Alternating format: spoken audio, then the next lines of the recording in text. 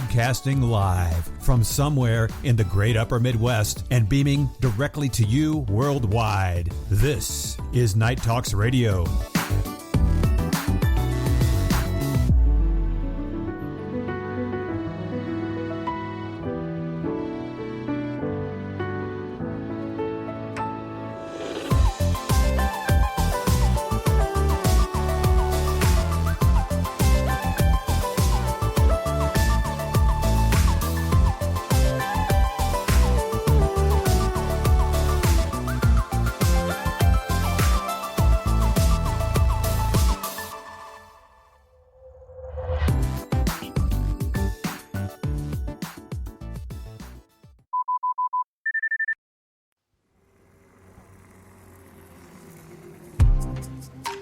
I'll take you where the sun is always shining. A bite of the apple found in Eden. Oh, oh, oh, oh, oh, oh, man is never sleeping. I'm about for the light. Oh, oh, a sweet stimulation. Guess this is your station. Better than the country. Welcome to the city. Where the girls are pretty and the boys are too. If you want a lover, you will find plenty. And they do it all, but they don't say I love you. Get your sexy on, get your sexy on, get your sexy on. Welcome to the city, it's a turn on. Get it all, get it, baby, but don't say I love you. Streaming to you live from Spreaker.com and somewhere deep in the great upper Midwest. If you're ready for a ride, you can call NTR anytime by dialing the nationwide caller line at 1-507-384-9390. First-time callers can reach Night Talks Radio at 1-507-307-4424. Text Daniel and NTR exclusively at 1-218-689-7126. Now, from somewhere in the great upper Midwest, here's your hosts, Daniel Brewer and Jennifer Gregerson. Boys are too. If you want a lover, you will find plenty. And they do it all, but they don't say I love you. Get your sexy on, get your sexy on. What is going on, everybody? Daniel Brewer here with you. Night Talks Radio, Saturday night. As always, next to me is the wonderful and amazing co-host Jennifer Gregerson. Jennifer, say hello. Hello, everyone. It's great to be back. It is great to be back on the weekend finally with some Night Talks Radio. Jennifer, can you tell everybody who we have in store for them tonight? Yes, actually, we have Stephen Myers. He's a researcher and author of The Great Pyramids, and he's going to talk to us about his foundation, or he's the founder of a nonprofit organization. He's going to talk to us a little bit about that, along with his books, and why he thinks that the pyramids were actually built and how they were built. So this guy essentially studies the pyramids and such. Yes. So, I mean, he went to school. You said he went to school for this stuff. How did he? What kicked him off doing this? You know, I am not quite sure. I just know that he said he's always been interested in it. He was a researcher, and he just decided to write a book about it. But he has been to so basically the he's just he's an enthusiast. He's really into this stuff. Yes, like I'm really into college football, for example. Yeah, well, he wants to know how it was actually done right back in the olden days. How the technology was used. And can we use it today? Basically, another thing is that he has toured the actual pyramids, and he says that inside the pyramids, it's almost like you're inside a cave. And it's not hot. Okay. It's pretty cool, and it's almost like there's a little I don't know, little areas, but it's very small. You can only fit Well, like I know 10 there's people in it. and you multiple have hidden to- areas. Yep, and you have to bend down in order to walk through. Oh it. yes, there's some parts, depending on what pyramid you're at, where you even have to crawl. Like there's little crawl spaces to get to secret rooms and such. It's it's not. When you think pyramids, what do you automatically think of? Big. You think of big and Spacious inside, like city- it's empty inside and City-wise, though, you would think of Egypt. Cairo, for example. Yeah, he said that each room in the pyramid is probably about the size of maybe your living room. It's not very big at all. No, it's very no, they're not- small, and it can only fit 10 people in it. Right, yeah. They're definitely not meant to be big, and they're not mansions or anything like No. that. But they were built for specific purposes. But as I was stating, though, you first thing you think of is Cairo and the pyramids there. Yeah, that's So, but in actuality, Jennifer, isn't there just, I think it's- hundreds of pyramids across the globe? Yes, there is actually, a lot of pyramids across the globe. They're actually even finding some underwater. Underwater? Yeah. Really? Yeah. Wouldn't have that's anything to strange. do with Atlantis. It is Would it? very, very similar. Atlantis had what they call like temples. Really? And the temples were actually kind of shaped like the pyramids. Virtually all of these type of pyramids and temples, they do take the same sort of shape. Yeah, and they design. they do take Hence, the same kind of pyramid. shape, and there are conspiracy theories out there that say that it could possibly be an alien beacon. And that's the interesting thing about it is Well, Stephen is going to talk to us a little bit about that as well tonight. yeah, I'm super. I'm super hyped to talk to him here. But real quick, also, as far as the pyramids in Egypt that we were talking about, their coordinates, I do believe, sync perfectly with the speed of sound or light. Is that correct?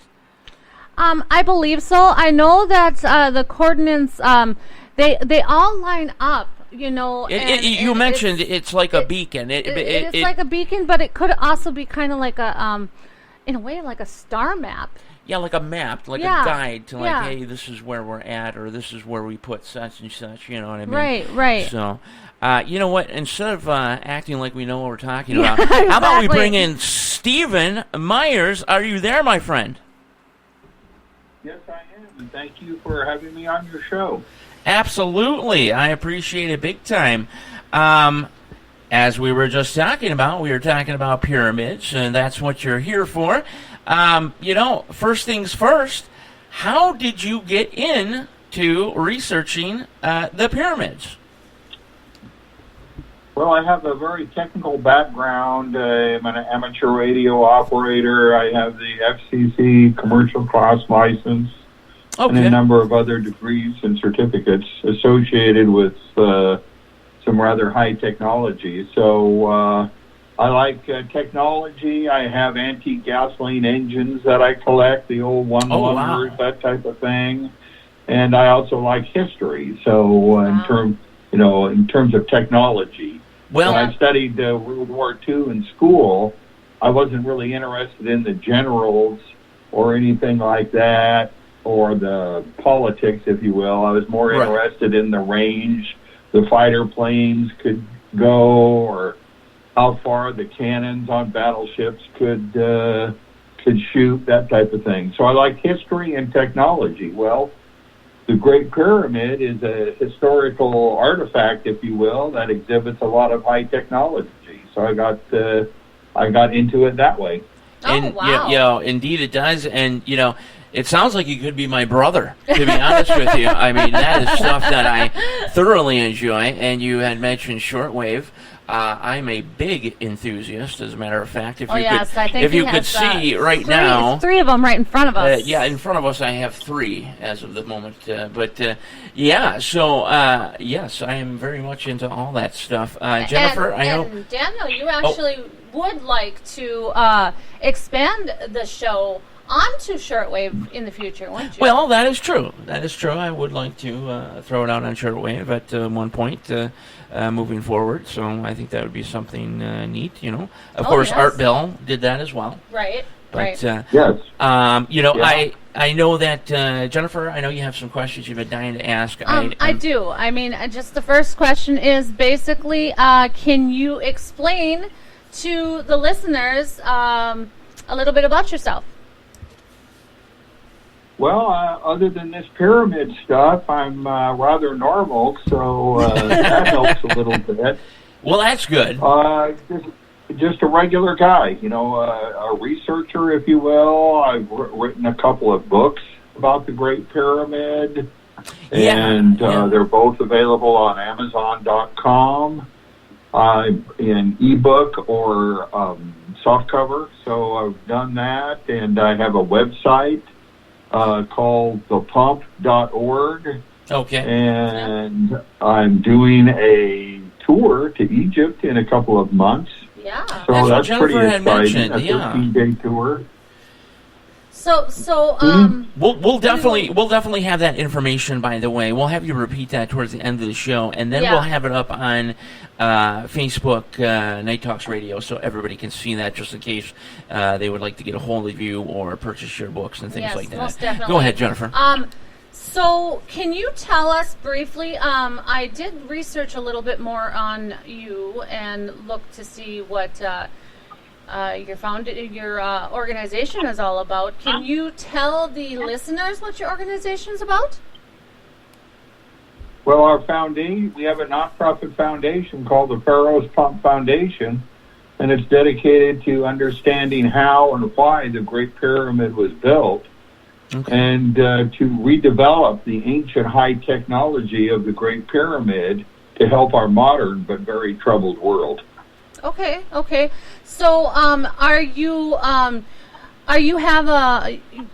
have a lot of scientists or anything backing up your organization, or? Well, we have a bunch of people, a few people locally, and also the way things are now with the internet, people all around the world that have certainly an interest in what we're doing.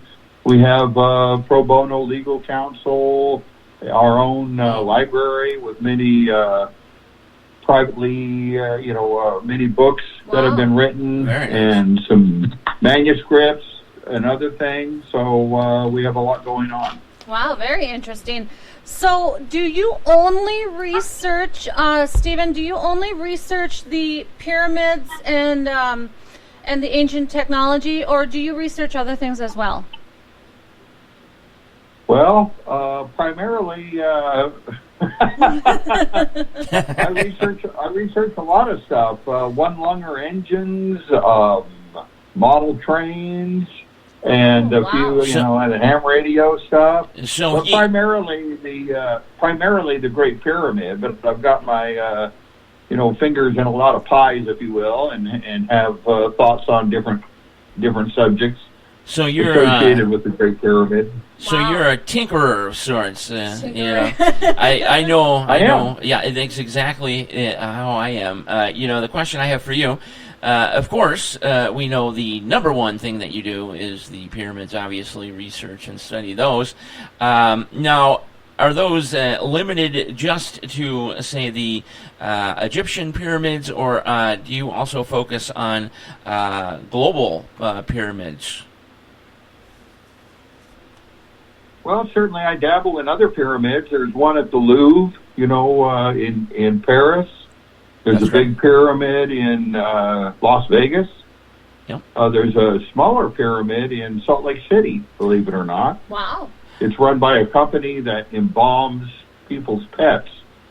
And there's a big one in Memphis, Tennessee, that is a pro bass shop. It has hunting and fishing equipment. Okay. They're in Memphis, Tennessee. So, yeah, there's lots of pyramids around the world. So, But my primary focus is the Great Pyramid. The Great Pyramids. Okay, so now the way you were just speaking there is, it sounds like your interest is in the, I don't know how to put this, the shape and dynamics of a pyramid, maybe one would say, or actual pyramids, because you said Vegas, and you said, one's a Bass Pro Shop, for instance, and this and that. Those are all man-made structures, modern. So are you into just the shape in general, or is it more of the Egyptian type, ancient pyramids? No, I'm interested in how the Great Pyramid was assembled, how big stones were moved from point A to point B and stacked on top of each other. Gotcha. I'm interested in that, and I'm also interested in why in the world would they do such a thing. Right. I see. So those are the two main things I'm interested in. So now, you've done your research and things of that nature. Have you come close to any type of conclusions to how, for example, you touched on it, how these things were even built, how they even got close to being built? Oh, certainly. I've written 2 books. One book is specifically about how the Great Pyramid was built, and the other one was about why it was built. It's kind of a natural division in the research, if you will. Just like anything. I've read a book about tanks in World War II, talked about how they were built and how they were used. I read a book about skyscrapers, talked about how they were built and what purpose they served. So I think those are 2 important aspects of understanding that big structure called the Great Pyramid. Right, absolutely. And as far as the Great Pyramids, what else can you tell us that you've learned that perhaps the average Joe out there does not know about the pyramids, specifically the Great Pyramids? Well, I think the Great Pyramid was built using water locks like those in the Erie Canal, and they used stones on barges and moved those stones from the Nile River all the way up to the building site, and then built the Great Pyramid level by level from the bottom up, including casing stones. We have a video series people can watch for free on our website that depicts that whole process all the way up to how the capstone was set in place, if there ever was one. Wow. Huh. So, those stones were very heavy. Do you know roughly how much the actual Great Pyramid would weigh? There's certainly several interpretations of the direct physical evidence. Some say 6 million tons. Some say a little more, a little less. It's hard to say exactly because the volume of the Great Pyramid is not exactly known. It doesn't have a flat base. It's built over a mound. So that mound, the bigger the mound, the less stone would need to be moved. But, yeah, it's big and heavy, that's for sure. Yeah. So how do you think they actually carried them from the Nile River? I mean, if they were so huge and heavy, how did they do it? I mean, did they build something, like a wagon or of some sort or something to carry it? Or how did you think they did it? Again, they used water locks from the Nile River that went all the way up to the building site. So, yeah, he had mentioned the Erie. The stones were moved effortlessly. The largest stones of the Great Pyramid weigh about 70 tons. Right. But the Erie Canal, when it was built, it was 4.5 feet deep. This is in the 1830s now, pre-Civil War. Yep. It was 4.5 feet deep, and the barges had a capacity of 70 tons. So in the 1830s, and they had children that worked on the Erie Canal. That's right. So in the 1830s, children could move 70-ton payloads. Now, in the 21st century, Egyptologists can't do it. No. They've never moved a 70-ton payload. Huh. Right, yeah. Now, you've obviously been inside. Can you fill us in on what it's like to be inside some of these pyramids, specifically the Great Pyramids? Well, the Great Pyramid is like 99% solid. It's like a hydroelectric dam. It's 99% solid with some passages and chambers. And, you know, you have to bend over, and there's no step or anything like that. And you kind of go up a passage, and then there's a passage that goes down to the subterranean chamber.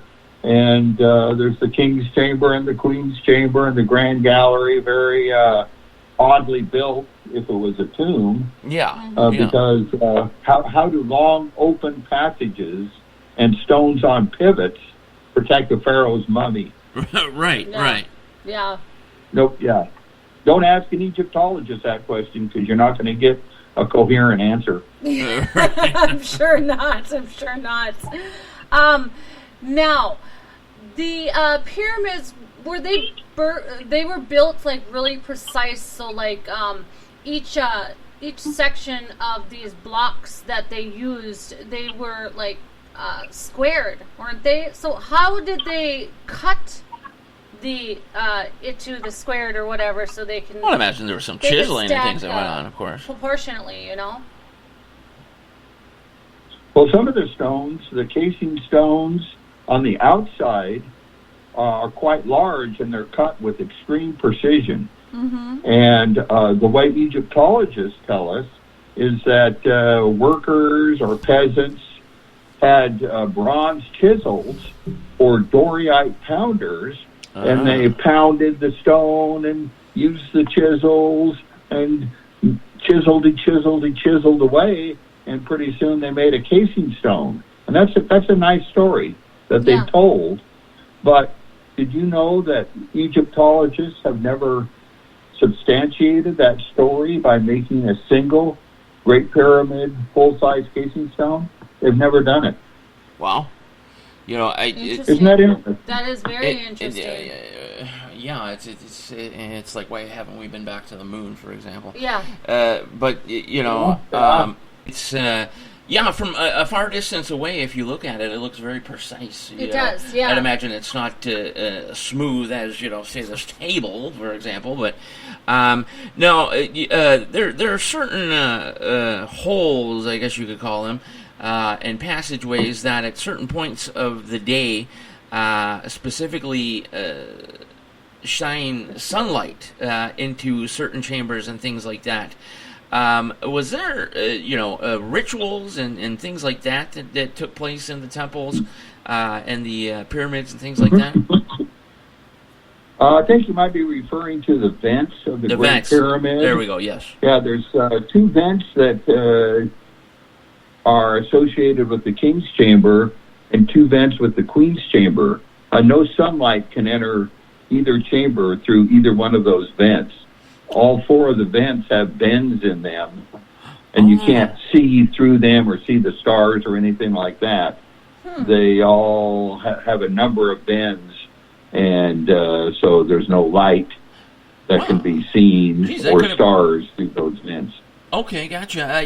Wow. I guess I heard wrong then. I thought there was some sort of vents that did shine light into some of the chambers. So what was the whole idea about the vents then? What's the reason for that? Well, we think that the Great Pyramid had a big return on investment.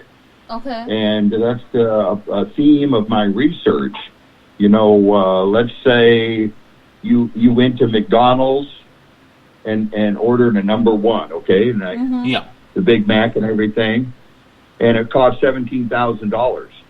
You got lunch. Just about what it costs now. Really wasn't a good return on investment. Right. Okay. So then let's say they built the Great Pyramid, and it cost 1 million man-hours or whatever for the leader to have that made. Well, he must have had a return on investment bigger than the cost. That's the way it is with everything. You know, Right. you get a bigger return Absolutely. on investment than the cost for your computer when you buy a hammer. You know, that's Right. why you buy it, because there's an advantage to having it, and you're willing to pay for it, that type of thing. So what's the advantage? What's the big return on investment bigger than the cost of the Great Pyramid? And we think that return on investment was that the Great Pyramid was a machine, a type of infrastructure that provided prosperity for the civilization that built it. And it did that by being a water pump. So Okay. those vents were the exit where the water exited the Great Pyramid water pump. Really? Wow. Okay. Yeah. I have never. That is new to me. I did not hear that before. Jennifer, did you have something else? So, I'm sorry. I have also heard that it possibly could have been almost like a generator to generate the electricity. What would you think about that? Well, I think it did generate electricity by being a water pump, if you will. So That's they had like to a pump generator water, of sorts. and they probably powered heavy machinery.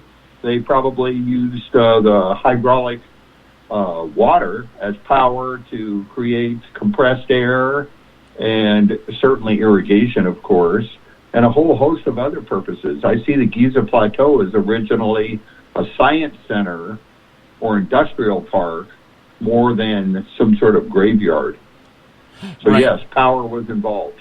Okay. Now, okay. so now, the pyramids, the Great Pyramids, do they have anything from your research that would show any type of evidence coming close to that it is a sort of beacon or a guidance point, perhaps, for extraterrestrials and things of that nature?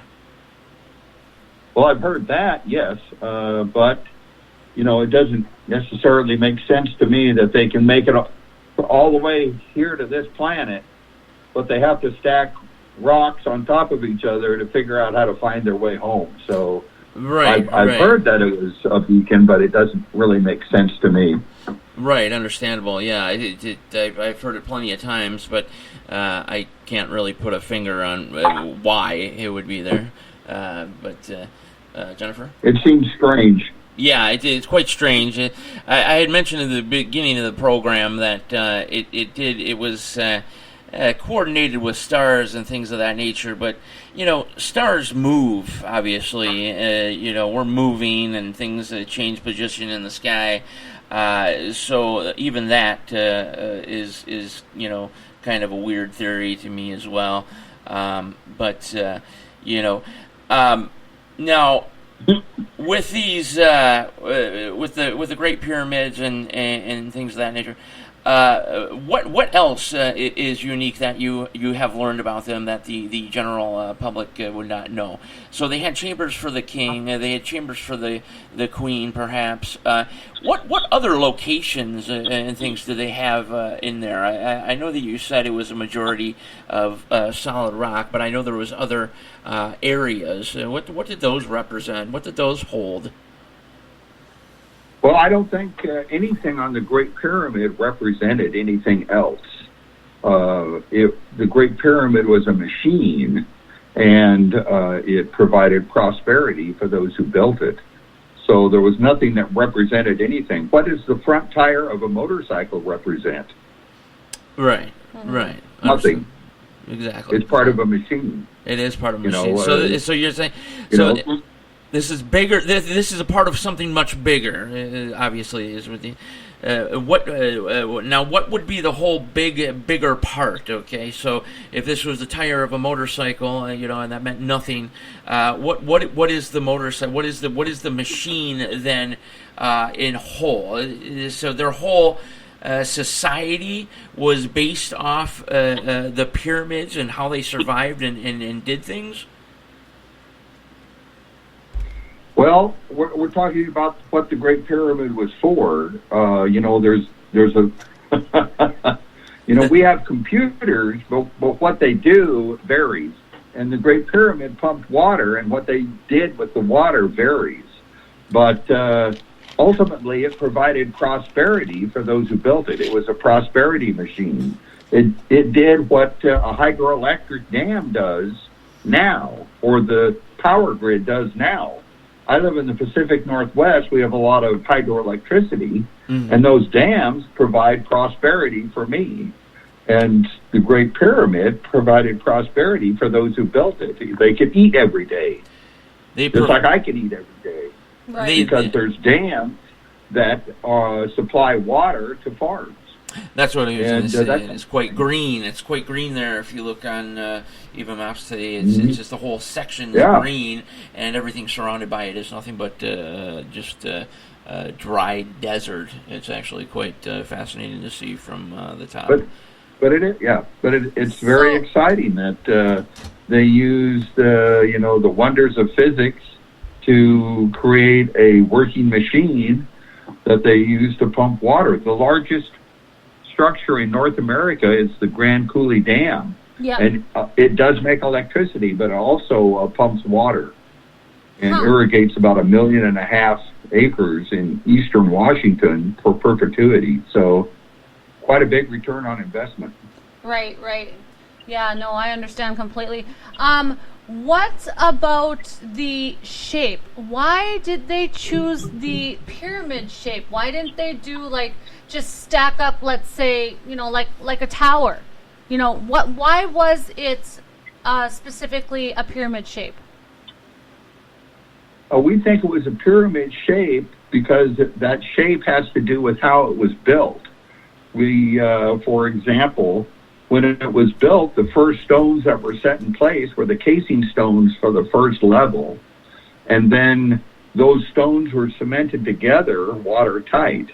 And then they impounded or filled that square wall with water, which impounded a pond. And then they brought stones on barges from the Nile all the way up waterlocks and into that pond, and moved the stones off of the barge and set them into the pond. And when that pond was filled with stones, the first level was completed. So because water is an integral part of the construction process, then the Great Pyramid shape is almost like 4 hydroelectric dams back to back, and they impounded water during the construction process. Oh, okay. Wow. So why do you... That's all in our video series on our website at thepump.org. Okay. Okay, yeah. All right. So why do you think there are multiple pyramids? Why do you think people are actually replicating the Great Pyramid? What do you think that's all about? Well, there are several pyramids that are close by, and there's pyramids all around the world.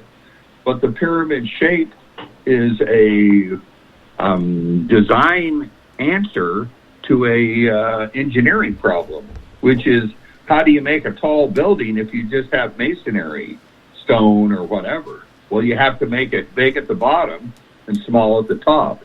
So that doesn't mean that there was some sort of a worldwide system or anything. It's just that there was the same solution to the same engineering problem. So all the pyramids around the world have different qualities of manufacture, if you will, different precisions, different designs.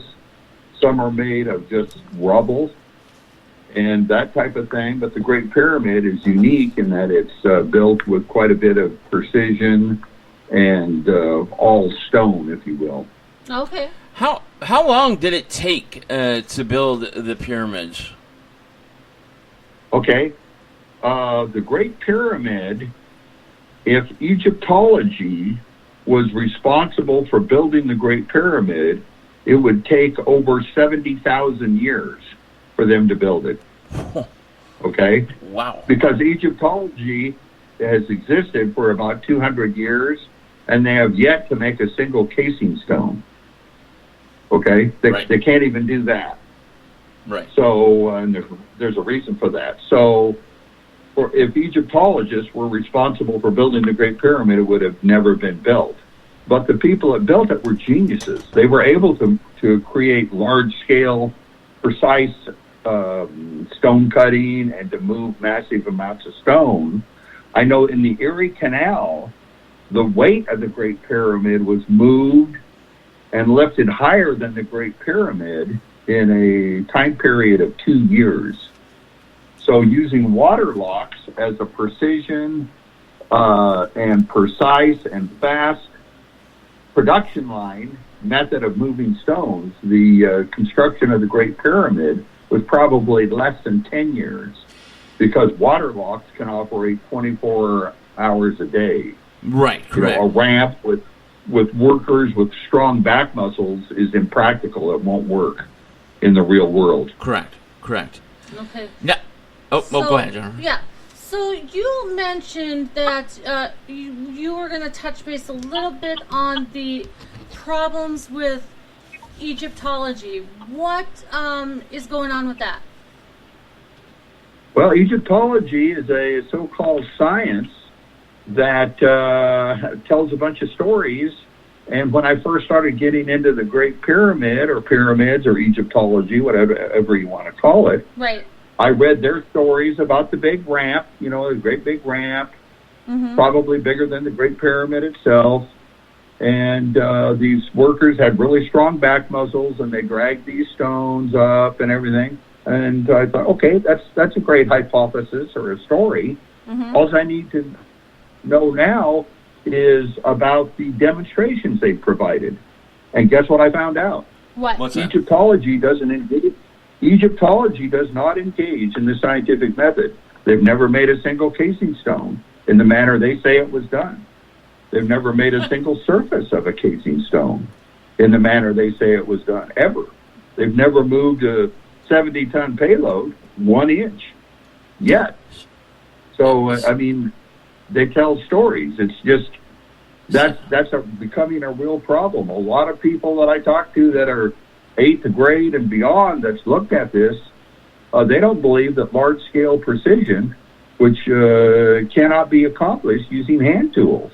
Plus, there's no stonemason on Earth that can make a casing stone like those of the Great Pyramid. They're very large and extremely precisely made. So Egyptology is a science that's in crisis because it is based on some very poor research methods.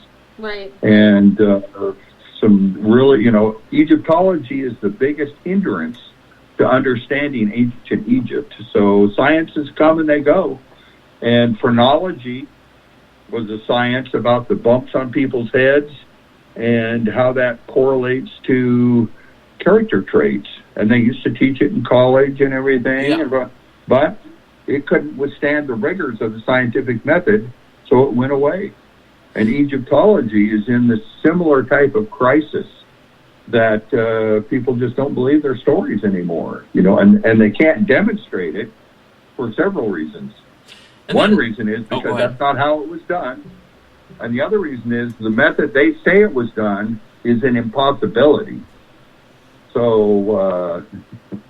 But maybe we don't know exactly how it was done. Maybe it wasn't done by just them. Maybe they had help from the ETs. Well, what I was going to ask is the fact that so your research foundation and things like that, you're trying to correct this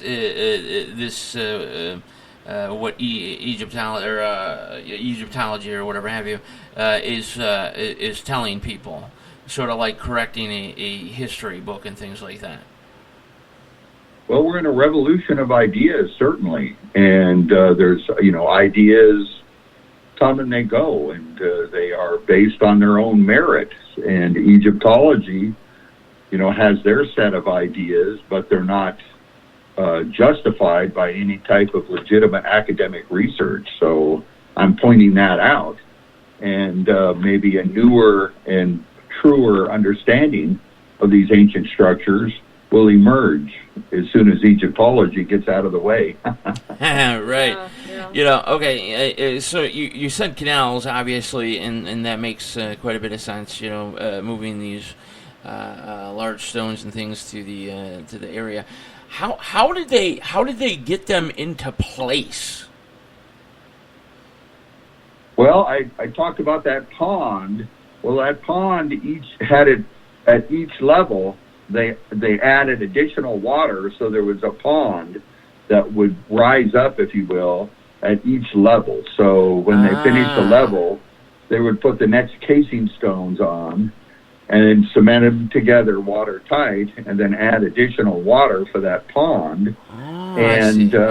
But they use specialized barges to move and manipulate and set those stones in place. So they were massive stones beyond the ability of back muscles to move, and ultimately they use these very sophisticated barges to manipulate the stones and set them in place with ease. Moving the stones was the easiest part of the entire construction process. Right. So this, there's multiple people out there that, of course, that aliens had, some sort of impact on building these things, that they participated or helped or lifted the rocks. There's obviously down-to-earth answers to this, as you're putting it. So you believe this was all completely man-done, of course. I have that tendency. I know where people are coming from with the alien idea, because the Great Pyramid is like an out-of-place artifact. It's ultra-modern without ornamentation, but it exists in distant antiquity. It exhibits some high technology like the precision stone cutting that can't be duplicated using hand tools, and a few other things. So some people will say, oh, well, it was aliens, or they had a magic wand or whatever. Yeah. But that is a very slippery slope to go down. It has implications. That's very true. They talk about aliens. They have, like 52 races of aliens, the Tall Greys and the ETs and the reptilians and everything else. Right. And any one of those could have built the Great Pyramid. But if you go down that route, what's the one race that can't build the Great Pyramid? Right. Yeah. What is the one race? I'm asking you. Africans. Right. Right. Africans couldn't have done it, so it must have been ETs. And I consider that to be very racist. Right. No, and, I absolutely very agree. racist, and it's not a good way to go. No. If the aliens came down and said they built the Great Pyramid, I will say, oh, I stand corrected. But to just say, well, we know it couldn't be Africans that built it because it's in Africa, right? So it must have been aliens. Yeah. Not a good way to go. Yeah. No. I totally understand where you're coming from there. Yeah. So here's an idea. Okay. In ancient times, there were geniuses that lived in the Valley of the Nile. And those geniuses had a wise leader. And this wise leader was benevolent and wanted the people he ruled to eat every day. Yeah. And he wanted, prosperity. And he wanted to be able to run the machinery that the high priest kept talking about. So he built this wise investment, this Great Pyramid, and was able to accomplish all those goals. It's very similar to Franklin Delano Roosevelt. In the 1930s, he built these huge dams along these rivers, and the WPA, and then in the Pacific Northwest, the Grand Coulee Dam and the Hoover Dam, and they paid off, 1,000 times over their cost, in real world prosperity. So there's quite a overlap between now and then. People are people, and we have the same wants, needs, and desires. So, if you were to take me back in time to when these were accomplished in that location, what would it be like to live in and around about those pyramids? Was that considered a high class, upper class area that you had wonderful delicacies and things of that nature? Is that how it was there? Well, I'm not sure about it would be high class to live near them by any means. We have hydroelectric dams and even nuclear power plants, but living near them, is no real advantage. But the people that worked on building them probably were paid quite well and fed quite well, just like the people who built the Hoover Dam. They were paid 50 cents an hour, but that was enough to buy a home back, in the 1930s. So they were able to bring, valuable labor all the way to, the desert, if you will, to build the Hoover Dam. And it was just like the people that were in submarines in World War II. They ate well and, were paid well for that day because they had an important job. And working on the Great Pyramid, you didn't have to have big back muscles or a rope. You operated water locks and that type of thing. Why didn't they move 70-ton payloads instead of building the Erie Canal? By just dragging them up and down ramps, if you will, hills and the dales, because it's not workable. In the real world, they built a system to quickly and efficiently move cargo called the Erie Canal, and the builders of the Great Pyramid were very similar in that they built an efficient system to move cargo using water locks. In fact, water locks are not a primitive technology. They're the 21st century technology of choice for us to move our biggest objects like battleships or aircraft carriers, because they added new water locks, bigger water locks, to the Panama Canal. They didn't use a magic wand. They didn't drag the ships up a big ramp or that type of thing. So the ancient builders were geniuses. Right. And they were able to build their wonder of the world. Yeah, I see that. Why do you think they built the Sphinx? And if they had I was going to touch on that, but go ahead. Only the ability through the waterlog to actually build the pyramids in that shape, how did they build the Sphinx? Show me them. Well, the Sphinx is a carving from a outcropping of rock, a yard gang, if you will. They also use that word. Okay. And what they did on the Sphinx was they chipped away everything that didn't look like the Sphinx, and there you go. It's just it's a statue, just like at the Grand Coulee Dam, they have a larger than life statue of FDR. That's right. That's right. But it's 4 times larger than life and beautiful. But it's just to honor him or whatever. And the Sphinx is probably maybe has something to do with a leader. It may have been recarved at least several times. Right. Can you enter the Sphinx? Can you go inside the Sphinx, or is that just a straight up statue? I'm not sure.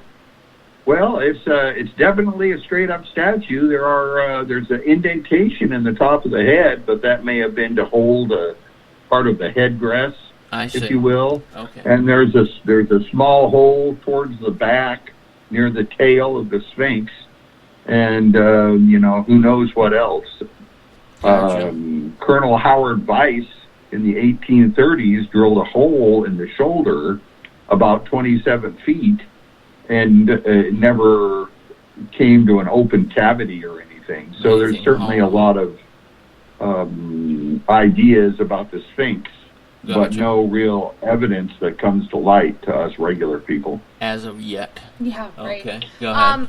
So do you think the pyramids were used as, we know that it was a tomb, they were tombs for the queen and the king, but do you think that they were used for possibly like a religious area, like for them to go in and maybe pray or whatever they did, Well, everything we know about the Great Pyramid and the pyramids in general is under scholarly debate. So Certainly in the Egyptian pyramids, there's no period authentic burial or any type of mummy that was found in any of the Egyptian pyramids. So that people say, well, all of that, Egyptologists say, well, all the golden treasure from the burials and the funerals was stolen before us Egyptologists could steal it. So the absence of evidence is not really evidence. I know that the Great Pyramid has no formal writing inside it at all. There's no hieroglyphics, no Book of the Dead quotes or anything like that. And the reason for that is it's a machine. There's no really writing inside the engine of your car, maybe a part number or something. Right. Because it's a machine. It doesn't need to be writing. But now temples and tombs, they have writing all over them. Every single surface seems to have some sort of hieroglyphs, writing, pictographs, that type of thing, decoration, but not the Great Pyramid, or the Hoover Dam. Well, you brought up an interesting point there. You said, an engine doesn't really have writing on it, but perhaps it does have writing about maybe when it was built, who it was built for, like Ford Motor Company or something like that. Do the pyramids have something like that? Do they maybe have, like a date that they were built and why they were built or anything like that? Has anything like that been discovered? Like a signature? Anything? On the Great Pyramid, there's no formal writing at all. Nothing. That has survived into modern times. Okay. The walls of casing stones have been removed, all except for about 1%. So some people said there was graffiti or writing on those casing stones, but they're not available to examine anymore. Okay. There is some informal quarry marks in some of the passages above the so-called King's Chamber, but the meaning of those are under scholarly debate. Some say that, again, Colonel Howard Weiss forged the cartouche of the pharaoh back in about 1836 to help kind of garner some funding for his exploits. So we don't know. I mean, it's just hard to say, but no, there's nothing definitive. So nothing at definitive. All.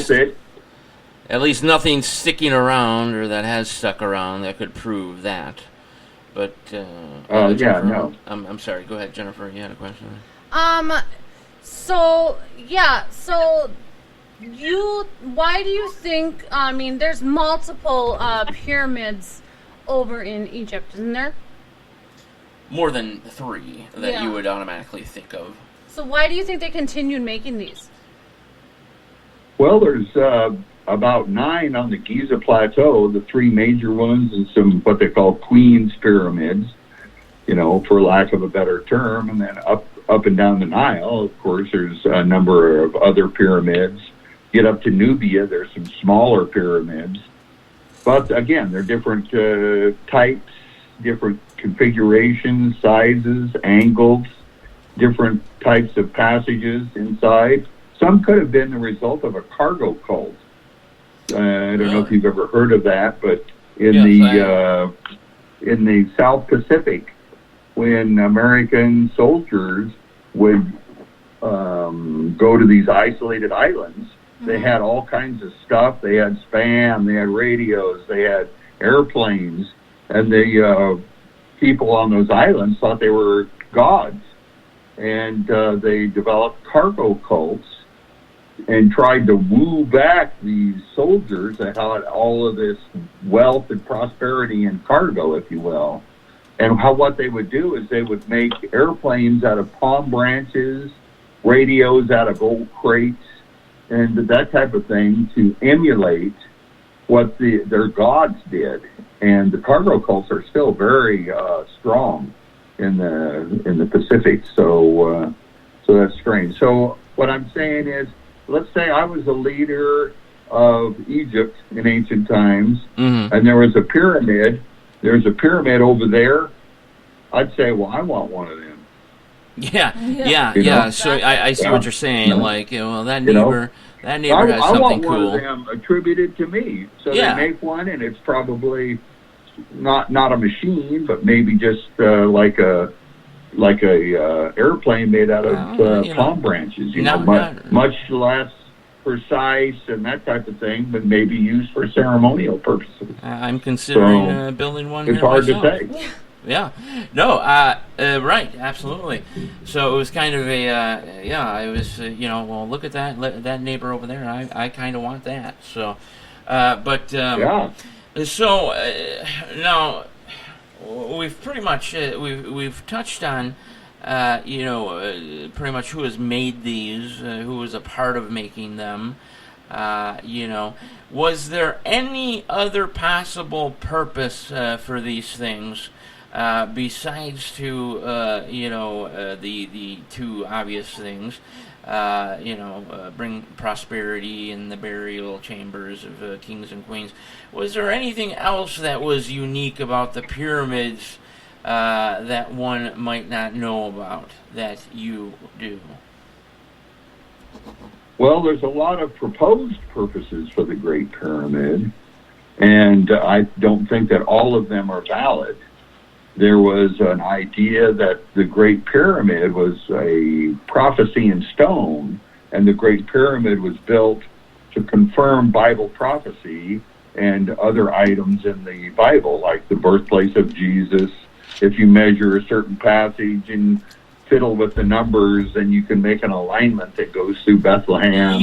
Or you can use the pyramid inch and measure the passages and determine when World War I started, and a whole bunch of other things. And that's like what I was that. mentioning about the stars. The same thing with the stars. Like, you can kind of match it the way you want to if you really, really want to. Right. Well, I do know that the Egyptians were very big on astrology, and they were also very big on horoscopes and how the stars aligned and everything like that. So could it have been almost like maybe an observatory in a way to kind of follow the stars and help them a little bit more on how the stars lined up and how the horoscopes tracking were of the stars, kind of maybe you're saying? what the horoscopes were maybe made and how astrology actually worked? Well, a good way to find out if that's true or not is to determine what type of research methods you're using. You're saying that the ancient Egyptians were into astrology and the stars, therefore the Great Pyramid was associated with that. Yes. Well, guess what? In the 1930s, different than today, a lot of people were Christians in the United States. They read their Bible and everything else. Right. Mm-hmm. Well, they built the Hoover Dam in the 1930s, and lo and behold, that makes it a religious structure. Isn't that interesting? So that's not a good research method to use. And another good research method that a bad research method that people use is they think that precision validates a correlation, and that doesn't validate a correlation. So you can say that we've come up with this alignment that goes right through Bethlehem. Well, then that predicts the birthplace of Jesus. Well, that doesn't work. So precision and math do not validate a correlation. So if you cherry pick some number that's sort of like a number associated with the Great Pyramid, right, and compare the two things, then that's rather poor research methods and results in falsehoods. And I can certainly give you a lot of examples of that. Right. No, I understand completely. So what is your, this is a little bit off subject here, but what is your take on religion and God? God? Yes, Jesus, God. Well, I live in the West, and the God of the West is drugs, sex, and rock and roll. So, but I don't think God built the Great Pyramid. Do you? No, but what I'm saying is, do you believe in God? Do you think there is a God? Do you think that religion is actually like Was could it? Are you asking? Was it a major part of? Yeah, the was it building a major of the part pyramids? of the pyramid or the Egyptians? It could have been no more major than God was in the 1930s. Certainly, everybody's religious. I think you, me, everybody listening is religious. Yeah, you know, but I have religious a pretty to a big certain point. definition of religion. You know, it could be sports, could be money, sex, drugs. Yeah, I see what you're power. saying there. Yeah, outside the box You religion. can worship a lot of different things. Yeah. But we're built to have some sort of a religion, I guess.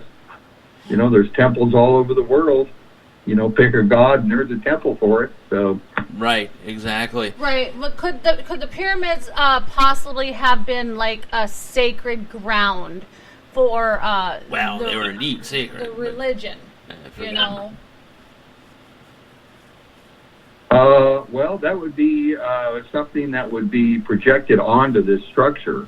You know, when to me, you know, I've toured the Hoover Dam before 9/11, and then back then you could go through the whole thing, you know, right down to the bowels I recall that the myself. big shaft.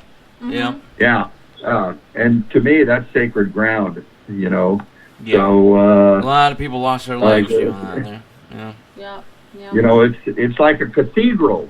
It's an industrial cathedral if you ever go in it, and it's amazing. All of that just all it does is make electrons go through a wire, the Hoover Dam, but it provides prosperity. Of course, now they're struggling with some water issues, but the intent is to provide prosperity, and it has for a bunch of people.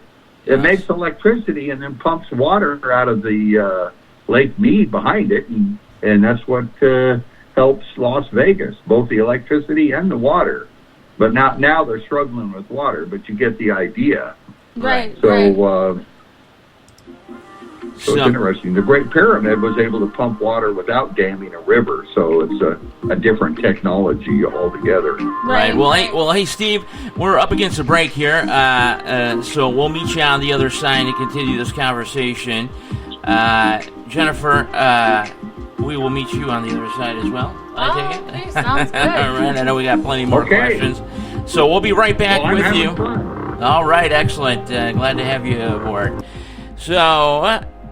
Everybody out there, we're having a great Saturday night here in Red Lake Falls, Minnesota, the great upper Midwest.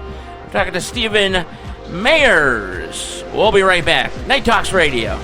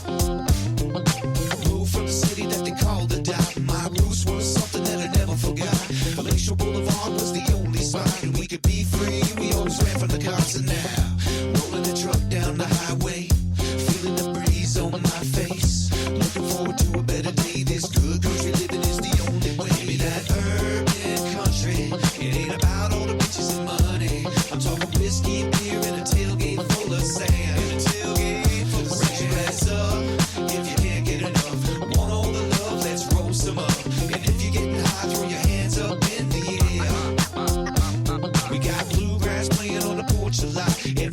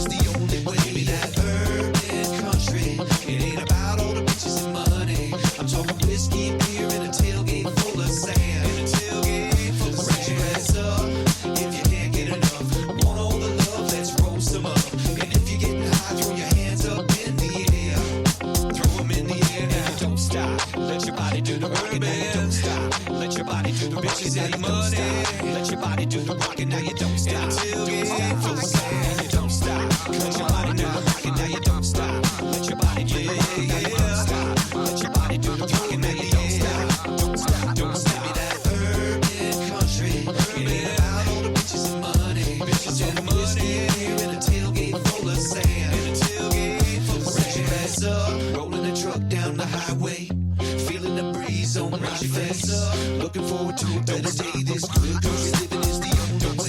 That urban country, urban about all the bitches and money. Bitches and money, here in a tailgate full of sand. Raise your glass up, if you can't get enough. Want all the love, let's roll some up. If you're getting high, throw your hands up in the air.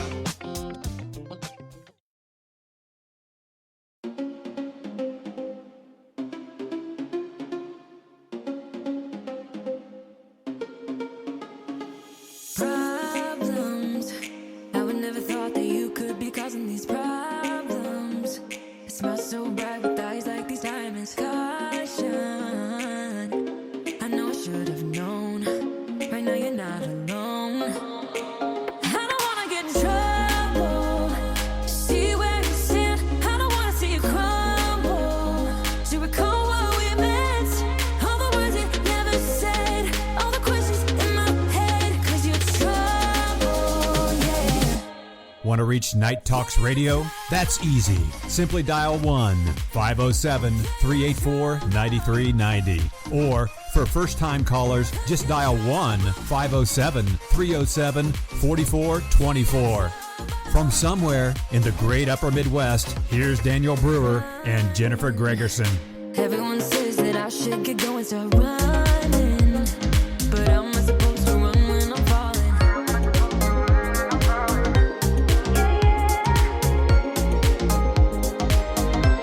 I don't wanna get in trouble. Hello, everybody, and welcome back to Night Talks Radio. It is Saturday, September 3rd. Actually, make that September 4th. It's a Sunday. Jennifer, am I not right about this? No, actually, you're correct. Is there NFL football tomorrow, finally? Yes. No, there's not, unfortunately.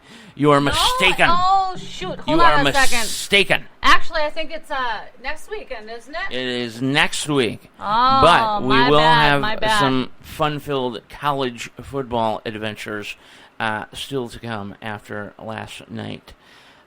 We did have with us Stephen Myers. You know, that name was screwing me up from the beginning. I couldn't figure that out. Kind of a different spelling there.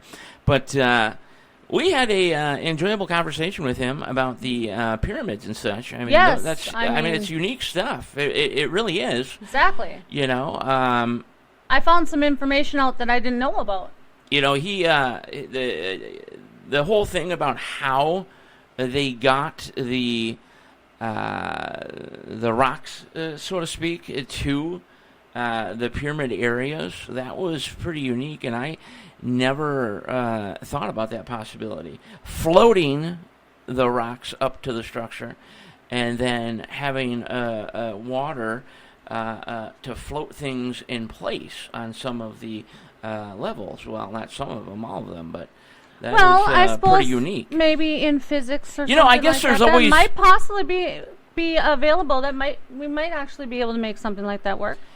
Well, he, according to him, nobody has been able to duplicate this. But we, it is similar to the moon. Like, we haven't been back to the moon yet. Why? You know what I mean? If we had that technology then, okay, why aren't we able to do it now? Did we suddenly lose a piece of our brain as we were walking down the street, or what? You know, I'm not quite sure. I mean, he was talking about how they use, like, payloaders and stuff like that, and I know that we actually do have payloaders today.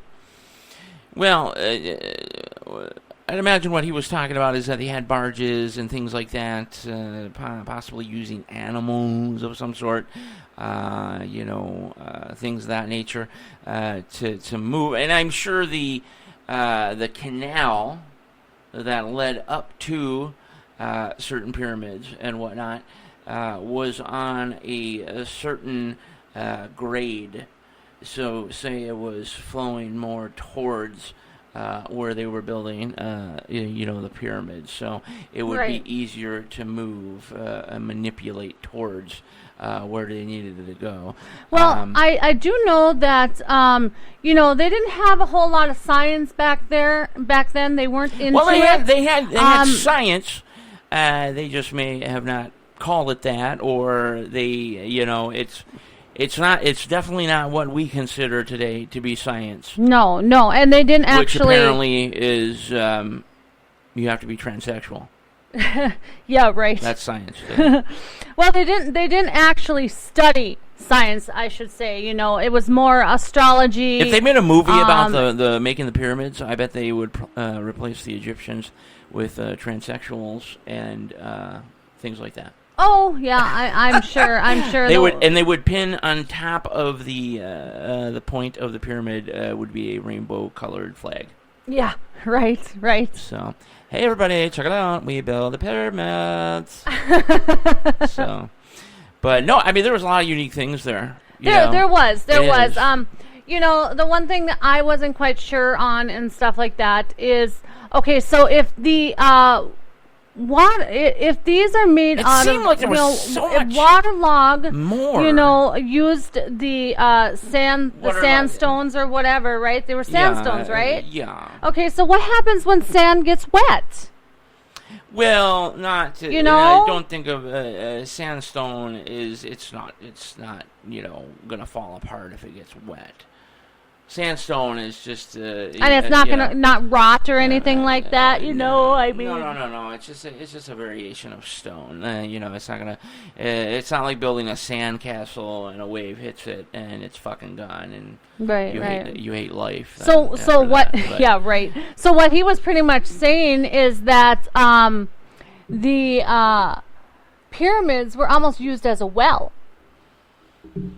Well, in a way, yes, they were used as a sort of hydro-type plant, supposedly, to move water and things like that, or to perhaps generate energy, things of that nature. And as he put, bring prosperity to the region or the area. So... that is a very, I understand that part, I understand that part.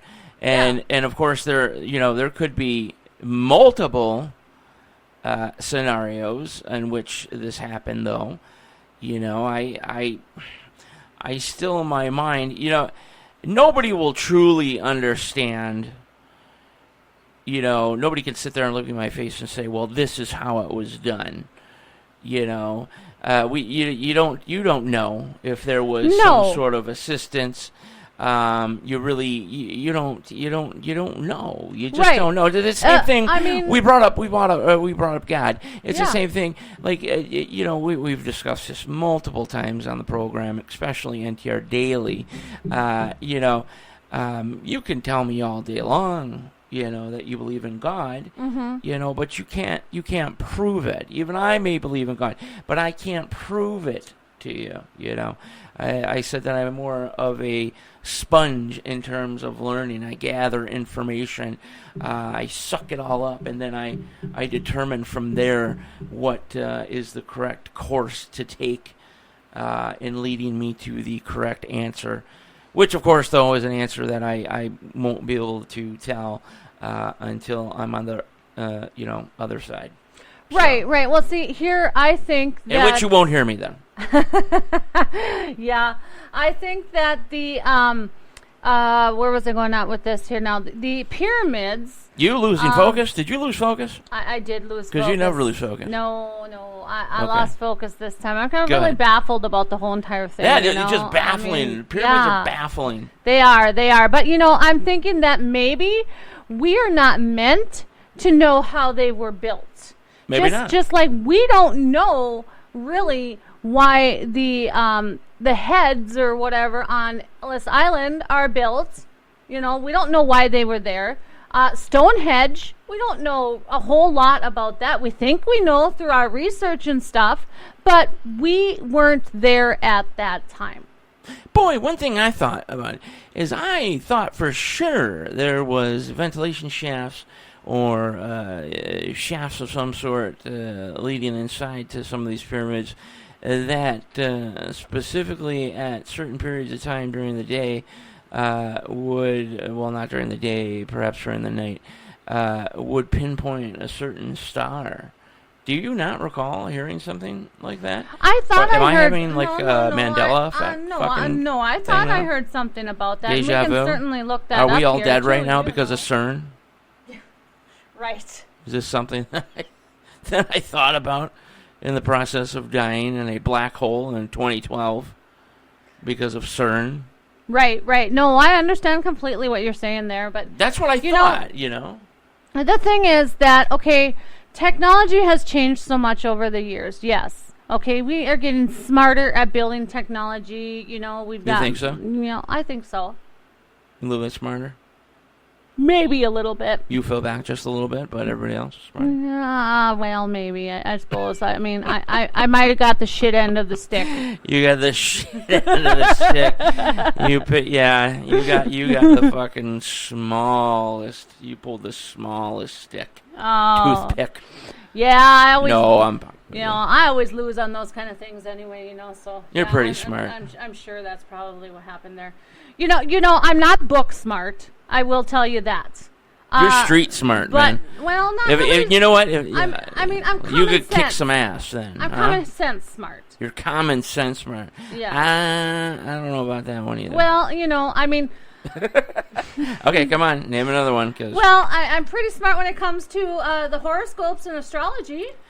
You are. I'll give you that. Oh, right. You were Woohoo! thanked today I win. by multiple people, including Kimmy. And I want to know from Kimmy, by the way. Yeah, Kimmy, can you if call she in lives- and let no, us no, no. know Well- what you thought of Stephen Myers and excuse me, and his Thoughts about the pyramid and the foundation. theories about the pyramid? But, you know, the one thing I wanted to ask, is she from Orleans, Ontario? I don't know. Kimmy, call in and let us know, please. That is the one thing. Orleans. And I'm actually kind of surprised because I am not a privy to Orleans, Ontario myself. And God only knows I was in Ontario a multitude of times for hockey tournaments and things of that nature. And I do not ever recall an Orleans. No, Is no, that outside I of don't know. Ottawa then? Maybe. The capital Yeah. of Ontario? Huh? Yeah. You know, the So thing big is- fans out of Ontario, by the way. Yeah, exactly. Big. Like, I mean, Canada is about to overtake our rankings versus the United States. Yeah. You realize that? I know exactly. And You then, know- and you know who's coming in third? Huh. India. India. Wow. Wow. I bet if we went to India right now, we would be like just tossed money.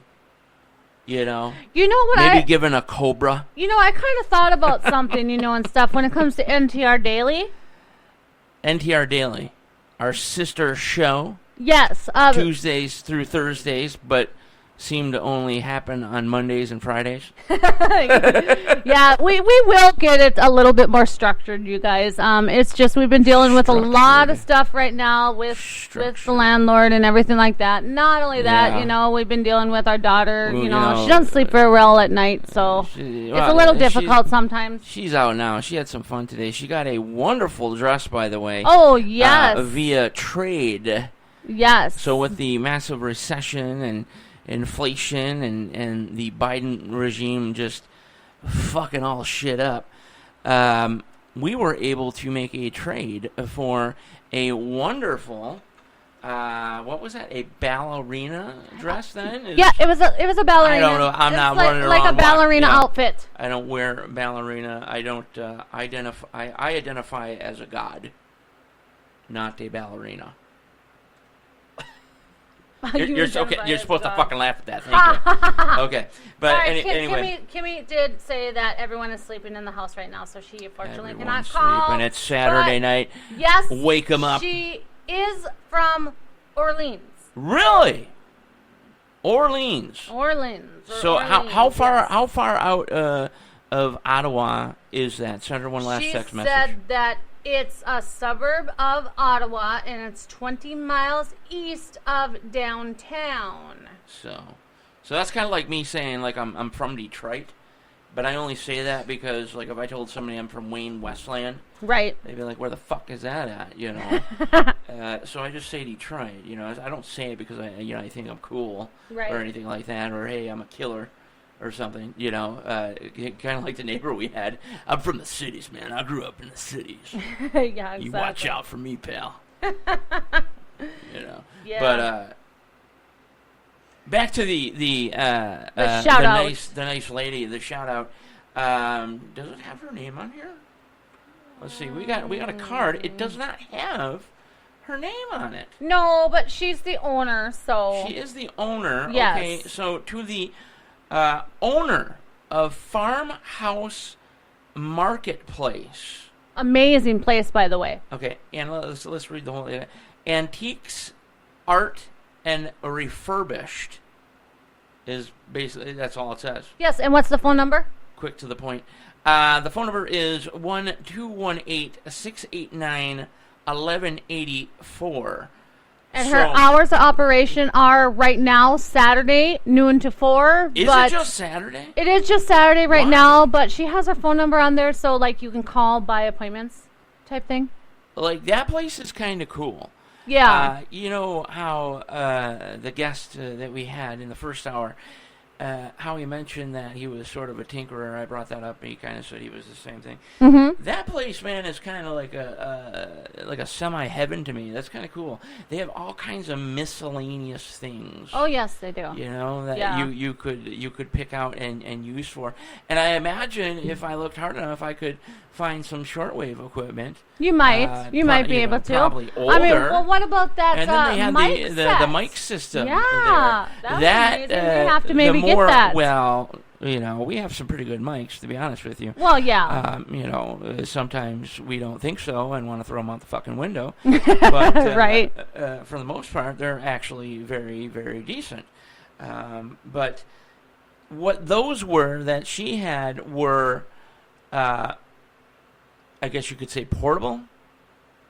Okay. Oh yeah. So you would take those. You see the broadcaster. You see the broadcasters on the new like Valley News Live or whatever have you. Mm-hmm. Those are the type of mics when they're holding the mics. Yeah. And whatnot. That is the set that she had. $199, which is way less. Yeah. Than you would expect to pay for that specific type of microphone. And then I would like to do a shout out for, I do apologize if I get your name wrong. I kind of, I forgot what your friend's name was. So this is a shout out to your friend too, but. Just forgetting people's names left and right. Just shout outs to any random person in the United States. Sano from Red Lake Falls. I would like to say thank you for getting our daughter a small bag of M&Ms when the store was closed across the street. We really appreciate it. Thank you so much. And did they not come out and say, are you a part of that amazing nighttime talk show?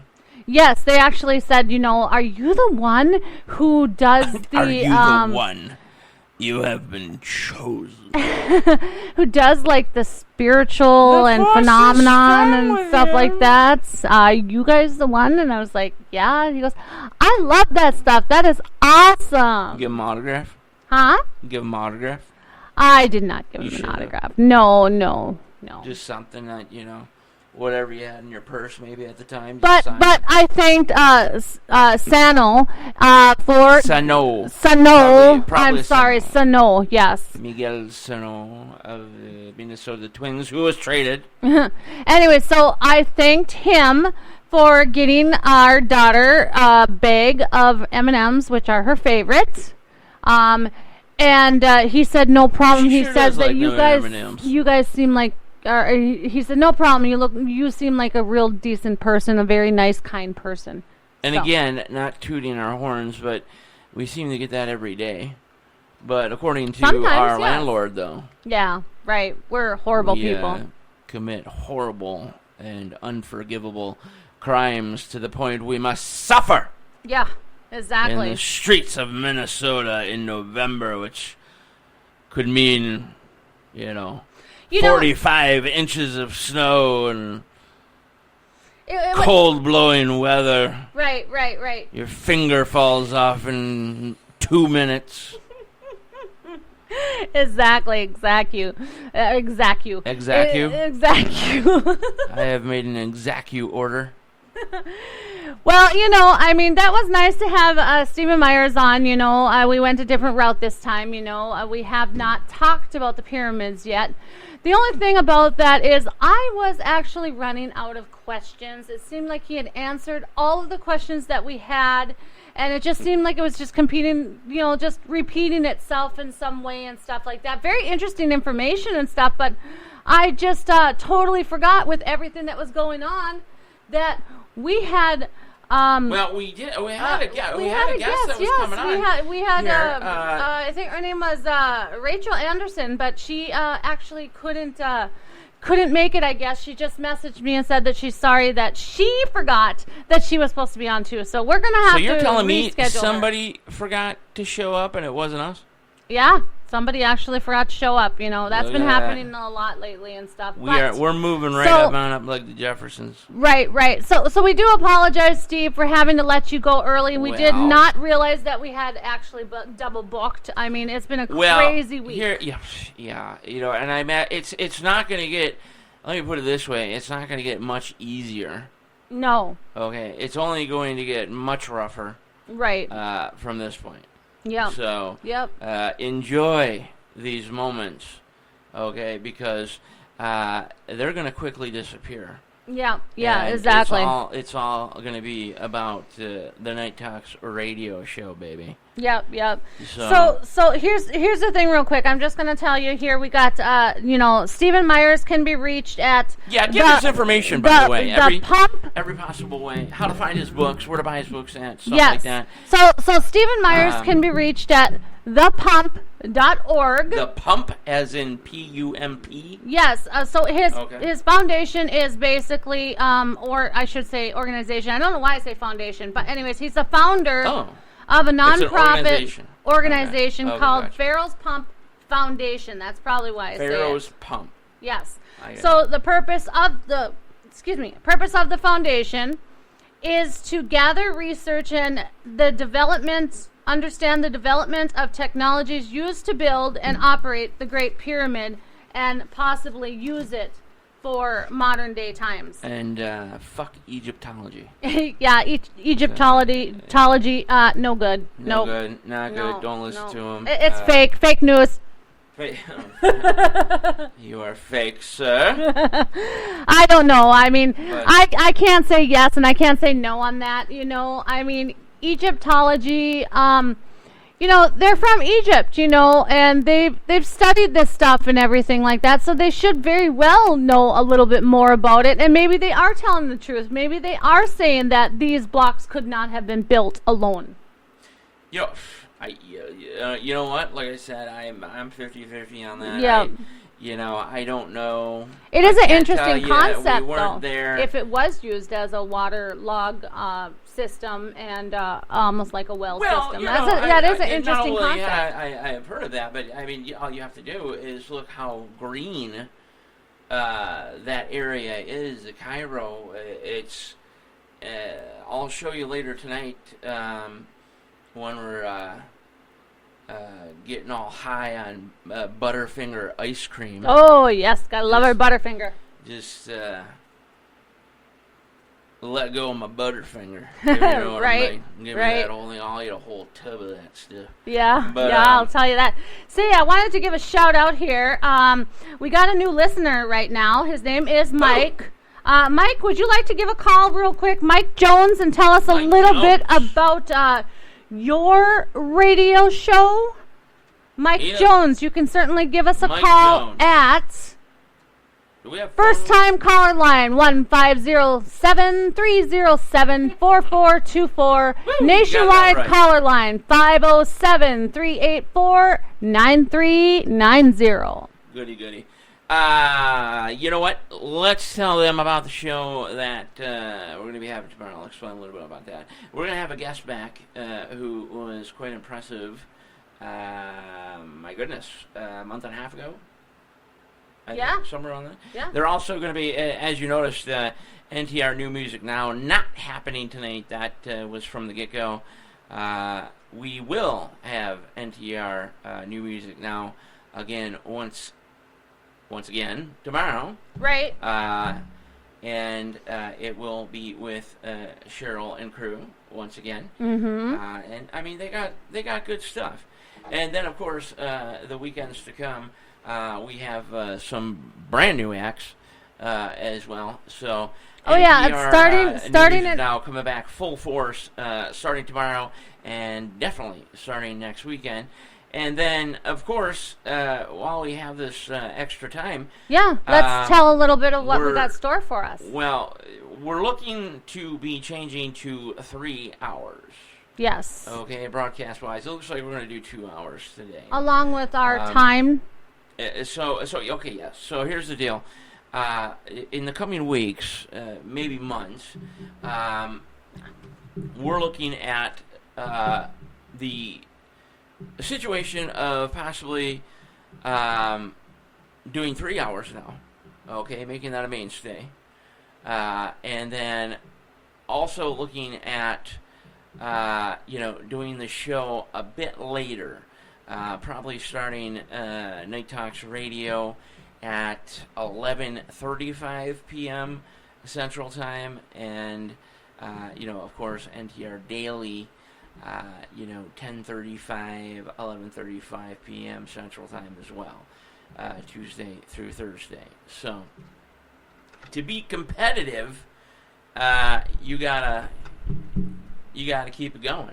Yes, you do. You And do. of course, we're late night talk radio, and I really want to start getting in there, and coming up behind the big boys. Yeah, and we actually, we are going to be going probably within the next weekend or the weekend after that. We're going to be going live Alabama. on a terrestrial radio station. It's a small one, but in Huntsville, Alabama, and New Hampshire. And New Hampshire. That's why I was talking about I got to stop cussing. Yes, in New Hampshire. Judge, I'm sorry. Right now, he is going to actually get our information tomorrow, and he is going to replay us after our shows are done, because he can't do live right now because of some issues with their system. So we'll it's not figure it just out. us having problems with our system. How do you like that one? We'll figure it out, Oh, yes. There's, we always do. We always find a way. So did you tell them who was coming back tomorrow, or who's coming back tomorrow night? Go ahead. All right. I've talked enough. Okay. So Cheryl Holland. Darren, don't forget Darren. Cheryl and Darren, though I don't believe is going to be on, like you said. no, he might not. But Cheryl and Darren Hollins are going to be back tomorrow. Cheryl and Daryl. Yeah. No, it's Sharon, Or Darren. Cheryl, Wait, Daryl. Cheryl, Cheryl and Darren. Darren. Did I say Daryl? You said Daryl, yes. Jeez. What time is it? Yeah, it's like 2:10. Yeah. So I was already tired today. So, anyways, Cheryl's going to come, and she's going to talk about her experiences, her crazy experiences that she has had with the paranormal since she was a little girl.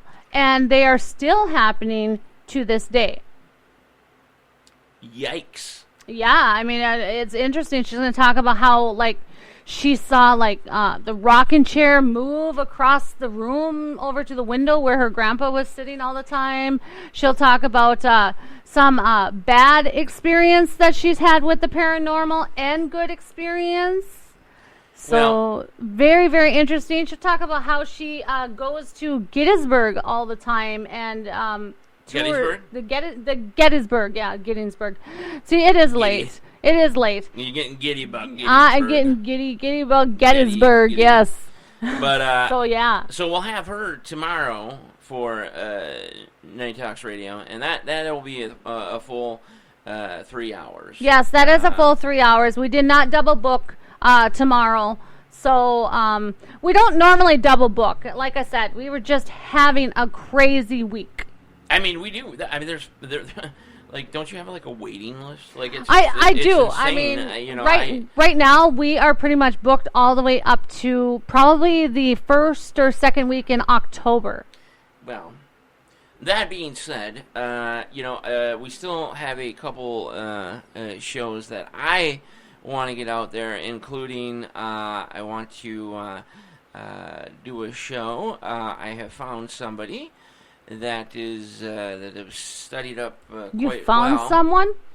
I have found someone. Yes. Oh, Not in boy. that way. Oh. Not in that way. Oh. A guest. I was going to get very, very sad for a second I there. have finally found my way out of darkness and into the light. Oh, man. No. Come on now. No. Come on now. I have found a guest. Soon to be married by... Guest. Soon to be married with me is probably the best thing that's ever going to happen to you in your entire life. No, Besides, it really is. Besides our kids being it born. really is, of course. It Yes. really is. But, no, in terms of finding guests, Oh, okay. Who's your guest? got a gentleman who is pretty on top of the whole dark web Silk Road incident. Ooh. So that is going to be quite intriguing. That has been intriguing to me for quite a bit. And I guess there is more to that story than the average Joe knows about. Yeah, and we And it actually is- have another guest coming up, don't we? A new one that's going to talk about something about like the past pirates. Pirates? Yeah, we're going to have something Please about. say we're getting Johnny Depp. We're going to have some. No, it's not Johnny Depp, but we're going to have something. Where's the rum? We're going to have a gentleman on who is going to talk about pirates, along with his new book that he's got coming out. I got a jug full of sand. Oh, Who is hey. this now? I think Mike might be calling and talking a little bit about his show. Let's see. Hello, caller. Welcome to Night Talks Radio. Who is this I'm speaking with? This would be owner of MDJ Gym Time. Who is it? You say it one more time, Say that a little again? bit louder. The owner and operator of MDJ Gym Time. Okay. And how? Can you tell us a little bit about your show? My brain is fried is right this- now, so I'm Is this? Who? Yeah, I feel you on that. I'm like half asleep. It's like I'm in Ohio. It's like 3 a.m. or something. Yeah, it's somewhere around that time. My brain's just floating around right now. I know. I hear ya. So, can you tell us your name, caller? No, he just did. No, he said the owner. Oh, well, okay, true. He just- Okay, right. My name would be Mike. Okay, that's Mike. And, Okay. When I'm on the radio, it's DJ Mihai. Oh, you're okay. So, I see. So, I see. okay, so you're the I pieced it all together. It only took 25 seconds. You're the DJ of MDJ Jam Time, and can you tell Right. us a little bit about what this is all about? What your radio show is all about? You're just starting out, from what I understand, too, right? Oh, it's a radio. It's a broadcast. Well, we play lots of old school music, hip hop, R&B, rock, pop, country. I mean, I started it way back in, I don't know, about October of last year, and it's been real hard to find listeners. And It is. so I recently switched platforms because the platform I had, I really didn't care for it. So Yeah. Over the time we've switched probably 3 times. Yeah, and finally, yeah. You and gotta finally, find your right one that works for Spreaker you. to me is like the granddaddy of them all. I am pretty satisfied with Spreaker. But that's in terms of just a show. You're actually running a online radio station, correct? Like music. Right. Yeah. I'm broadcasting music 24/7. Okay. I do it all. So the DJ and the owner. Plus I have a full-time job. So and 2 kids. Okay. And I just doing it all. Just doing Right. your thing, man. Yeah. Doing your thing. So Yep. do you have? Are you terrestrial radio or more online? Well, he just said online. Yeah. It's more online radio. Yeah. Okay. All right. And how many people would you say that you reach out and touch per month? Well, since I switched platforms, I haven't got anybody, unfortunately. So, Oh, yikes. I mean, I had about about 20 or 30, which ain't very many, and I switched platforms, and then I lost all them guys. Well, I'll tell you. I mean, So- we all started. Yeah. I remember when we first started. It was like we had 2 downloads. Yeah, I was and like a touching half of a there, live listen. basically. Yeah. Yeah, and I was pretty, and it was that way for like a week or 2, 3 weeks. Right. And I was like, I don't know about this. We might suck. Well- And it turned out, it got better. Right. So as long as Well, you stick with it, everything's right. going to be fine. But Yeah, it's hard. It's really hard to advertise. I mean, you put your radio station's link out there, and people think you're trying to scam them or whatever Right, you're trying right. to do. Oh yeah. that was so caused. it's really hard online to advertise. It really is. It really is. You have to know people. Yeah. And then, of course, we talk politics over here on occasion as well. And the government, they're not making it easy to, help people like you and me and stuff like that, and small businesses and vice versa, and blah, blah, blah. But, Now he talks a little bit of news too. Who do you I'm use for your unaware news? of. Do you have any talk shows on your station, or is it just pure music? Well, what I do is I have we can't really trust the mainstream media nowadays. No, so hell no. what I do is I pick a couple people that I follow regularly from Rumble, and what I'll do is I'll broadcast their shows from Rumble and broadcast them onto my station just to share the message and share whatever they're doing that day. Right. Gotcha. Well, shoot, man. If you got some extra time, you're more than welcome to throw us out there if you want. Yeah, if you want to, you yeah. can And throw we our can- station I out. got to get listeners first. We'll definitely we'll get you. We'll bring you. We'll some talk listeners about for you. sure. We'll talk and, about you. we'll- Explain everything to we can our bring listeners. we can bring some folks on over. Yeah, and with you coming on, and stuff like that today and Now or they can tonight, hear you. and Now talking they know what you're all about. talking about your station Right. and everything, that's going to help you a little bit too. So everyone, go check I out. can look at my ratings live, and it currently says 0. Oh, No. goodness Yeah. gracious! Yeah. Well, we always like to yeah, help so out a it's fellow hard, but- radio person. Yeah, we're all about helping out. I think that we all need to work together in a way. At this point, you do. You Yeah. really do. You gotta rub. Yeah, it my in. link's all over. It's all over social media. They can get to it. There's a MDJ Jam Time Facebook page that they can find on Facebook. It has the phone number for the radio station. Okay. It has the link to the radio station. Can you? So, I mean, it's all over Facebook and everywhere I can post it. Okay. Jennifer has that information. I take it. You got that information then? I do have the information. You can go to. We'll post that on Night Talks if it already has them. We'll get that on Night Talks and then throw it on Twitter as well. Yeah, he's through Radio Jar. Oh, Yeah, that's it's why the you were radio asking jar. Radio Jar. me. Okay, that's why you're asking me Yeah. that. Yep, and then, Mike, I don't know for sure if you actually did send me your Send us that email. information so we Your can email post that. information along with your Facebook information and your show. Yeah, send that Yeah, over. I believe I sent you the link. It might in be your- too. in your It might be too messenger. far back. Oh, And I what's sent that? you I sent you an invite to the page on Facebook, I do believe. Well, Mike, let's see here. I'm gonna. Okay, so I have one here that is stream.radiojar.com, and then it's got N05 Just a bunch of numbers and letters TFUTGD 0HVV. So, I mean, is that something, or is that just mainly to Radio Is that a Jar? main that link? would probably be the link. You That's the main click on link. that link, and it'll take you right to the station. Okay, so that's all I've got right now. What is your Facebook for the show?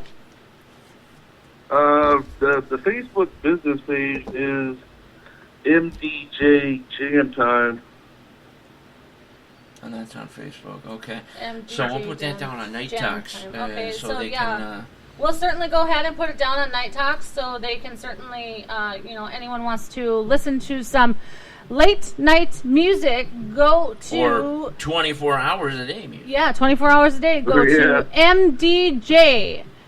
And it's Jam Jam Time. Sorry, I was going to say Jam Come Talk. on, 2:22 Jam in the Time. With Mike the DJ. That's right. And you said you're from Ohio, Right. is that correct? What was that? You said you're from Ohio, is that correct? Yeah, I'm in Ohio. You know what? Who won the game today? Ohio State, Notre Dame. Oh, I didn't even have time to watch it. I was working all day. Same here. Didn't I even have missed time it. to watch it. I missed it. I know that Notre Dame had a 10-7 lead at one point, and Ohio State scored to take the lead, but I don't know what happened Well, in that let's game. go ahead and see who won. I'm curious for multiple reasons. We'll take a look at that. Yeah. But hey, thank you for calling in, man. I appreciate that. And actually, what does that score say? It says 21-10, Buckeyes. Okay, Yep. so the Buckeyes did 21 end to up 10. handling the Buckeyes won. the Golden Domes. Yep. But yeah, thank you for calling in, and we will spread that word for you on NTR Facebook and NTR Twitter. Yeah, and if you need anything from us to broadcast our show and everything, just go ahead and send me a message of what you need, and I will certainly get that to you as well. More than willing to help, man. All right, no problem. and- Yeah, I already liked your page. I found it on Facebook. So What did you I'm think of the already show, connected by to any that. chance? Well, I wouldn't ask about today's show. No, Today's show was a cavalcade. Yeah, The first hour was I okay. don't know I don't about know. that one. Today You know, today's show was Today- a little iffy. I mean, it seemed like it's he one of only those had days where you're waiting for that hour to pop up where you can say, "All right, everybody, good night for tonight." he had that only one way mind of thinking. I think. Well, yeah, You know. it wasn't. It was a lot of controversy. Nah, it wasn't very flowing show. I'm not saying he was a bad individual in No, any way or no, anything not like at that. all. I'm We're just not saying saying that. it wasn't like watching, Rush Hour with Chris Tucker. No, you know, You know what I mean? it was different. It wasn't like all any right, of our guys. other Well, thanks shows. for your help. If you can still hear me. Yeah, I can still Yes. hear you. Appreciate it. Yeah, absolutely. Thanks no for calling problem, in, man. Mike. You have a wonderful night. Thank you very much for calling in, and we will certainly get that information. Just go ahead and message it to me, okay? All right, thank you. We'll all keep in touch. Thank you. Appreciate it. All You're right, welcome. be safe, brother. Sounds good. All right, bye. All right, bye-bye. All right, so that was Mike from Ohio. Yes, So and he owns a radio station, is that correct? Yes, online, 24 hours a day. He plays all sorts of music, and he also talks a little bit. He touches bass. Sorry. Oh my God. He touches bass on some of the news. I mean, he seems like he's a very conservative person. Well, that's good. 'Cause We he talks about- definitely need more of those type of He people. talks about patriot news. Oh, well. So I yeah. mean, So talk about two Lego pieces Yeah. fitting together perfectly. That's exactly what we need. But, you know, Mike needs help, you know, just like we needed help when we first started. So if anyone out there wants to go ahead and go check out Mike's page, it is MDJ Jam Time. Okay. Make sure to post that along with our Hour 1 guests information on Night Talks. I will. Okay. Say, Kimmy, go listen to some music. Yeah, there you go. If you're going to listen to music, you better damn well be listening to Mike's station. Yes, you better. All right. But, well, it looks like we're hitting that 2-hour mark, and I don't think we're going to be having anybody else call in today. No. Rachel said she was sorry that she totally forgot. Well, tomorrow, of course, we're going to have a full, awesome show with Cheryl and the gang, and, of course, a brand new NTR New Music Now, and then starting on Tuesday, brand new NTR Dailies, and next weekend we'll have a whole new cavalcade of earhole adventures for you, including brand new NTR New Music Now. Oh, yes. So, lots of new things coming your way. More asses are going to be kicked as the weeks progress. Oh, yes. Yes, So. I agree. The landlord might be one of them, right? Well, that's not for a couple more weeks. Oh, a couple more Couple weeks. more- a month or yeah, two. we're working on that discrimination. We got to kick ass on broadcasting first, then we kick ass physically. Oh, yes. Okay. So, well, I guess we're gonna wrap this one up, folks. It happens. Oh, yes. It's radio. It's not a guarantee. No. And I am just like ultra tired today. Yeah. I feel like I was a part of the people helping the pyramids be built.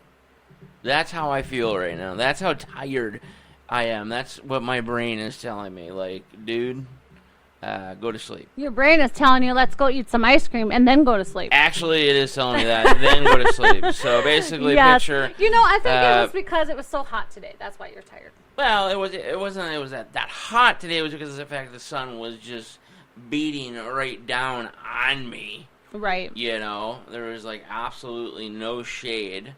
But, you know, we need all the listeners we can get here because we're almost at our mark where we can start making, making some more changes here. We're at that point where, let's put it this way, we can get way better. Yeah, exactly. In terms of equipment and things of that nature. Let's just leave it at that. Don't you have something where you have to have so many followers on Twitter too? So we do have a Twitter as well. Oh, Twitter. Yeah, I'm like that close to getting a blue check, folks. You may be listening to a celebrity right now. Ooh, a celebrity. But I don't want to go around toting that I have a blue check on Twitter since they're the leftist of all lefts. You know, when we decide to get our store up and running and everything like that, we should, me and you, should. When the fuck are we making a store? Well, in a few months, we're going to have a store going on, and I have talked. Oh, for NTR? Yep, and I have talked to. Well, not like a physical store. No, not a physical store. No, but I have talked to a lot of our New Music Now guests, and they are willing to put some of their merchandise out there on that store as well. So that's going to be awesome, you know. But the thing about it is we should probably take a piece of, like, maybe our business card or our flyer or something, sign both our names on it, and stick it up there and see, hey, maybe it'll sell. You know, we're going to be popular someday. Look at you ego tripping again, though. No, I'm just saying. That's not a good way to be. No. I'm not saying that, but you are saying. Get our autographs now before they're too hot to get. No, I'm just saying you had said it yourself that, you know, maybe you should put your autograph on things and stuff like that, you know. Yeah, so I was fucking around with you, and that was off the radio. Well, hey, you know what? It's talk. It's talk. It's talk it's radio, good you know, times and stuff like that. It is around, good times, folks. you know, and everything. Okay. But you know, we're not going to do that or anything like that. But I'm just messing around honestly, with I them think too, it would you be know. cool though. They had that online store, like for example, like I was going to talk to Chris from the White House and be like, you know, you could have you were on NTR Music Now, with the Night Talks logo behind, and maybe like the White House symbol in front, and things like that. Yeah. Like collaborations that would, so stuff like that I think would really sell and be cool. And I think maybe some of my Astronomical Insights shirts might sell too. So maybe you could write a book, even like a small book of astronomical insights, like telling different things. Like seriously, like stuff like that. That is something interesting. Yeah. So just there's a multitude of possibilities that could possibly come out of that. Yep, so, all coming your way probably within the next 6 months. Yes. Yeah, we'll leave that 6 months. Yes. So, because God forbid we don't want to take in more than $1 million or so that we're already taking in for having the show, apparently. Right. But yeah, so. Well, everyone, I am going to go ahead and say goodnight, and I'm going to let Daniel finish up. Have a wonderful night, everyone. It was great to be back, and we will catch you tomorrow. That's correct, folks. So we will catch you tomorrow. Tonight was kind of a little bit of a bust after hour one. We enjoyed Stephen, of course, and his talk about the pyramids and such. Learned some things with that. But tomorrow we'll be back with the full 3 hours with Cheryl and the crew. So we should have some great fun with that. All right, folks. You have a wonderful weekend. Until tomorrow, this has been Night Talks Radio.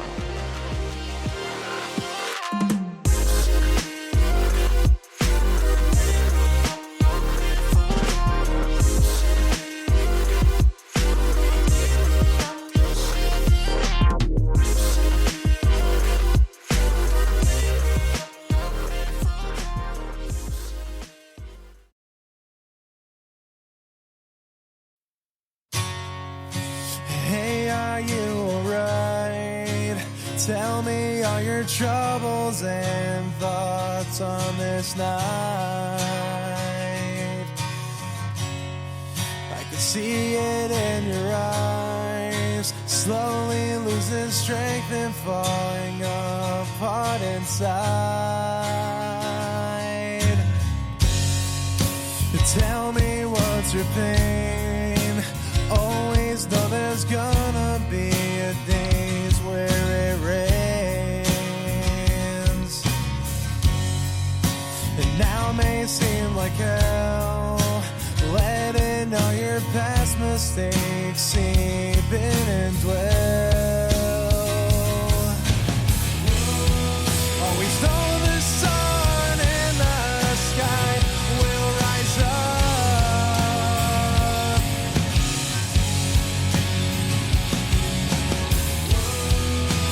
Don't let all your fears build up and corrupt. Just relax.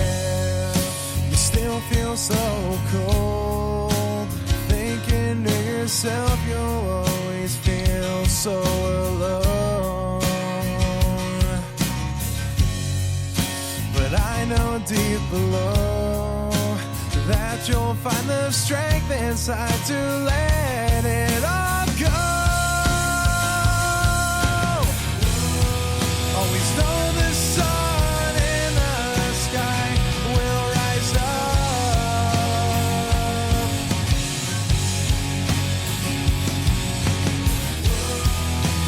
Don't let all your fears build up and corrupt.